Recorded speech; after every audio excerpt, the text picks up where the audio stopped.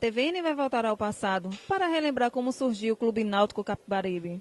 Como podemos mostrar o presente e pensar no futuro, sem antes termos visto o passado, desse grande orgulho para Pernambuco? Tudo isso você vai ver aqui, no programa de hoje. Foi aqui no Remo onde tudo teve início. E se você hoje é alvirrubro e vai acompanhar os jogos de futebol, deve muito a esse esporte. No dia 7 de abril de 1901, aconteceu uma reunião para fundar uma nova agremiação para o esporte náuticos. Por proposta de João Victor da Cruz Alfarra, essa nova agremiação se chamou Clube Náutico Capibaribe. O Clube Náutico Capibaribe surgiu em 1901. Ele foi fundado por João Alfarra, cujo objetivo era disputar campeonatos, regatas de remos que aconteciam aqui desde 1885, para quando vieram os ingleses buscar o açúcar. Depois, toda a data festiva que existia aqui em Pernambuco, o Clube Náutico Capibaribe participava organizando a regata. O nosso primeiro título surgiu em 1921. Quando foi criada a Federação, a Liga Pernambucana de Remo. Antes não havia disputa de campeonatos. Na década de 40, eu diria que foi o auge do remo do Clube Náutico Capibaribe. Esse domínio do Náutico deu-se em 1940, 50, 60, até 1971, quando nós fomos tricampeões pernambucanos. O Náutico conseguiu grandes feitos, tá certo? Principalmente agora em 2011, 2012, quando o Náutico mandou uma equipe para São Paulo disputar o Campeonato Brasileiro de Remo Juvenil.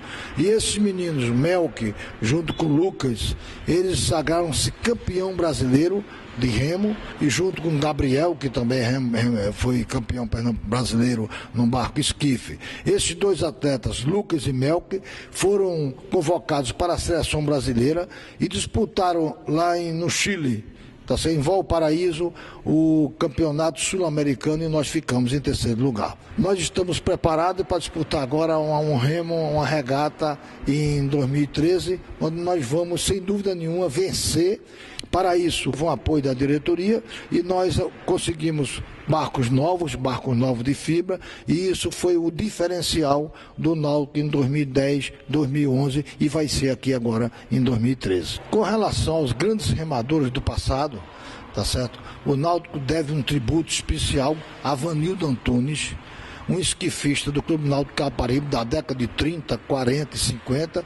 Esse remador conseguiu simplesmente 21 campeonatos seguidos neste barco chamado esquife. Mostramos um pouco da história do remo. Agora vamos conhecer um importante personagem do presente, o treinador Juca. Esse ano a gente está retomando um trabalho forte.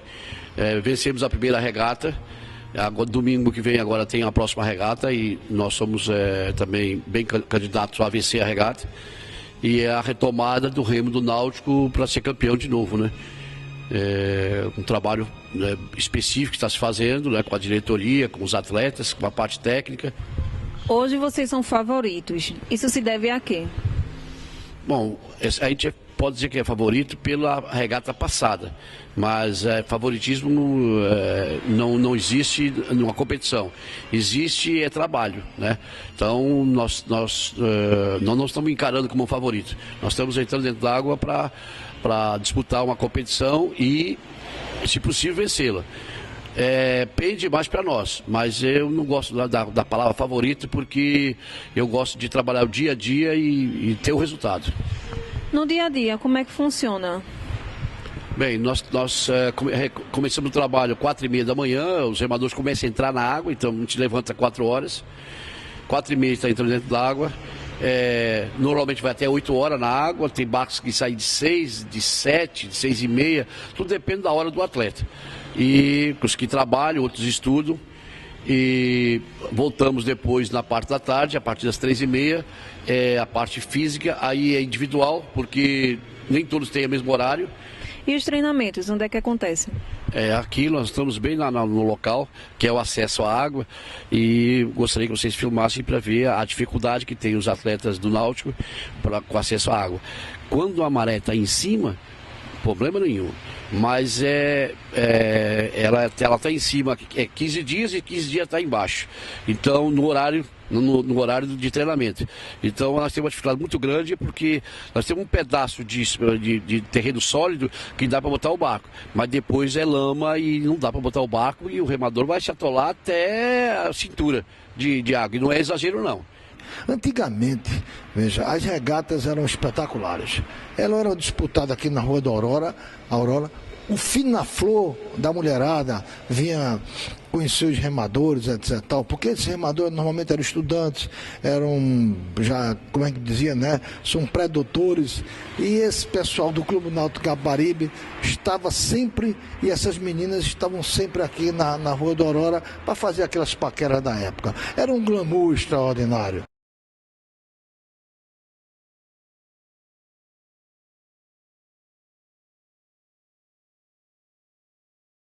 O clube vai atravessar uma importante mudança, que será a nova casa, a Arena Pernambuco. Mas todo torcedor sabe que o Caldeirão dos Aflitos não vai sair do coração. E para falar um pouquinho dessa paixão, entrevistamos hoje o historiador Carlos Celso. Carlos, é um prazer tê-lo aqui conosco. Conta um pouquinho dessa relação com o clube. Olha, o que eu conheço dos Aflitos está tudo baseado em que eu li em jornais, que começou há muito tempo, começou em 1917, e a partir de 1960 eu passei a acompanhar ao vivo os acontecimentos dos Aflitos e do Náutico. Em 1917, o futebol em Pernambuco ainda estava começando. E para o campeonato, a Liga Pernambucana, a Liga Esportiva Pernambucana, que é a atual federação, resolveu arrendar um terreno para fazer um campo onde seriam também disputadas as partidas do Campeonato Pernambucano. E arrendou a Frederico Lundgren um espaço aqui nos Aflitos, que é no lugar desse campo. E ficou então sendo durante o ano de 1917 e começo de 1918, começou a ser o que eu chamei de Aflitos Liga, para diferenciar de Aflitos, que é como eu chamo, depois que ele passou a ser exclusivamente do Náutico. No começo de 1918, depois que a federação resolveu não renovar o contrato de arrendamento com o Frederico Lundgren, o Náutico assumiu esse arrendamento. E então o campo passou a ser do Náutico. Né? De 1918 aos dias atuais, esse campo passou por diversas reformas, pequenas reformas, tal, e eu vou, digamos assim, destacar algumas. Por exemplo, em 1939, esse campo, que ainda era um campo somente, não era estádio, não tinha arquibancada, não tinha nada, ele passou por uma grande reforma que inclusive trocou a posição das barras. Até então, as barras ficavam no sentido leste-oeste. E só em 1939 é que elas passaram para o sentido norte e sul, que é o sentido que ela permanece até hoje, dessas barras. Anteriormente, um dos goleiros ficava exposto ao sol. E essa modificação já foi muito elogiada pela imprensa na época, e que para os padrões daquele tempo, isso ficou sendo um grande estádio, um grande campo, porque estádio não tinha, nós não tínhamos nenhum degrau de arquibancada sequer. Mas mesmo assim já era muito elogiado, que era uma coisa muito avançada para os padrões de 1939. Né? O senhor, como historiador, deve ter com certeza um fato marcante. Gostaria de dividir conosco?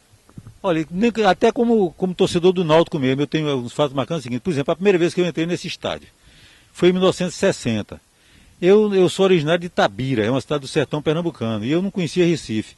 A partir de 1960 eu viria estudar em Recife. Então, em janeiro de 1960, eu vim a Recife fazer o que eu chamo de um reconhecimento de terreno. Vim dar uma primeira passada por Recife para ver como era essa coisa toda. Coincidiu que nesses poucos dias que eu passei aqui, a seleção pernambucana ia jogar contra o Flamengo do Rio. Essa seleção pernambucana, no final de 59, tinha representado o Brasil no Campeonato Sul-Americano, que foi disputado em Guayaquil. E o Brasil quem representou o Brasil foi a seleção pernambucana. E essa mesma seleção pernambucana jogou contra o Flamengo aqui, um jogo noturno, e eu vim assistir esse jogo aqui. Assisti o jogo na arquibancada do lado do Cláudio Clube, fiquei assistindo lá, e esse jogo foi 2-2, Náutico e Flamengo. Foi a primeira vez um jogo noturno que eu assisti aqui. Mostramos um pouco da história desse grande clube. O programa de hoje serve para introduzir você no mundo alvirrubro, um mundo cheio de novidades. Só aqui você vai encontrar conteúdos exclusivos, participar de promoções que vão te aproximar do clube e ainda ficar ligadinho em tudo o que rola em outros esportes.